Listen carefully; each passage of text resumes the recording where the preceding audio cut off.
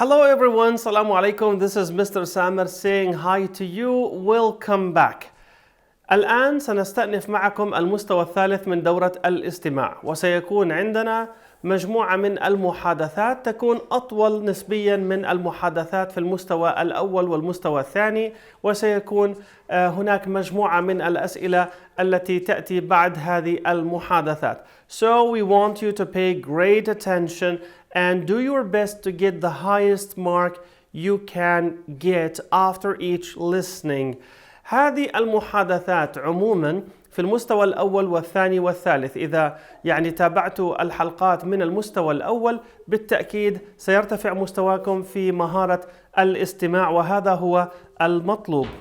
كما أشرنا سابقا في المستوى الثاني ستكون هذه المحادثات مسجلة بصوت native speakers متحدثين أصليين، وسيتم تسجيل هذه الحلقات من مواقع إلكترونية موثقة. سنضع رابط هذه المواقع في الديسكريبشن أسفل الفيديو أو في صندوق الوصف.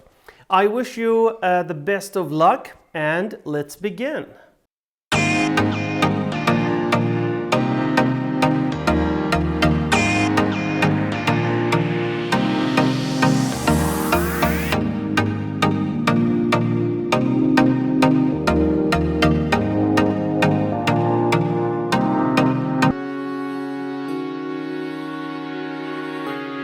Today, we're looking at the darker side of literature with two books about not-so-happy families. And we've got writer Helen Slade and book critic Anna Kimura to talk us through them. First up, we're looking at Her Mother's Daughter by Alice Fitzgerald, a novel written from two points of view, one of a child and the other of her very troubled mother. Helen, I have to be honest, I found this one hard to read. It's very well written, but, well, how did you find it? I know what you mean, but I literally couldn't put it down and stayed up till 3 a.m. to finish it. There's something about immersing yourself in a family this flawed, this damaged, that's compelling. You'd never want to be in that family yourself, but that's what reading is about, isn't it? Wearing someone else's shoes for a while without ever having to live their reality. You surprise me. The families in your own books are a million miles away from this one. Yeah, my readers can always be sure they're going to get a happy ending, which you definitely, I don't want to give too much away here, but you definitely don't feel like a happy ending is coming for these characters. Okay, so don't mention the ending, but can you just describe for listeners what the book is about?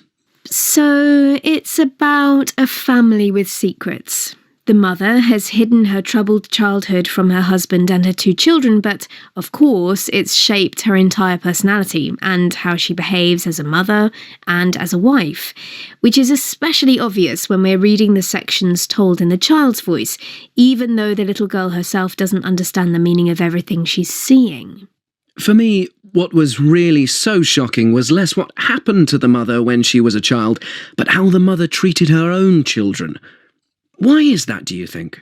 I think we're all programmed to see mothers as something sacred and pure. As a child, she was mistreated by her father, and in some ways, we're not that shocked by that, which is a sad thing in itself. And her own mother didn't help her. As a reader, we're less affected by that, I think, because that part of the story is revealed to us in the mother's voice, the adult voice.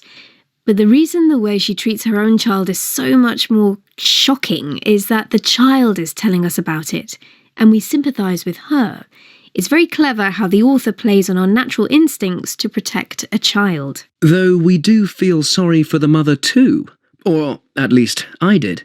It's hard not to. She's trapped in her own unhappiness. And we're trapped right there with her as the reader. It made me wonder, Anna, why is it that miserable books like this one sell so well? Because all of us have families. I suppose the books play out things we all see in much smaller ways in our own family lives. The other hard-hitting book this week is We Need to Talk About Kevin by Lionel Shriver. Now, there's a family who have a problem. They definitely do. Very few people will ever have a killer as a teenage son like the narrator in the book, but we can all identify with the challenges and often terrifying reality of raising teenagers.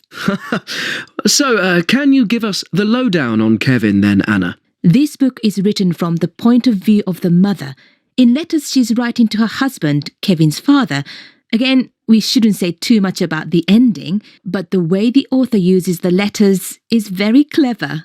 I have to admit, I really enjoyed this book. It's a difficult topic, but it was much easier to read than Her Mother's Daughter. As Helen said before, it's about the voice of the narrator. There's no child's voice, and in this story, the victims in many ways are the adults. Though, of course, Kevin's sister is a victim of her brother's evil. Yes, and the idea of where evil comes from is a theme that comes out in both books. If you choose to call it evil, that is, I prefer to describe it as a complete lack of empathy. The mother in Her Mother's Daughter had a terrible childhood, but Kevin's from a happy home and good parents. Is he, though? The mother often admits she found motherhood hard. Aren't we supposed to think she might have caused Kevin to turn out the way he does, just like in Her Mother's Daughter? Both books certainly look at how the mistakes of the parents affect children, and this is another reason we relate to these books.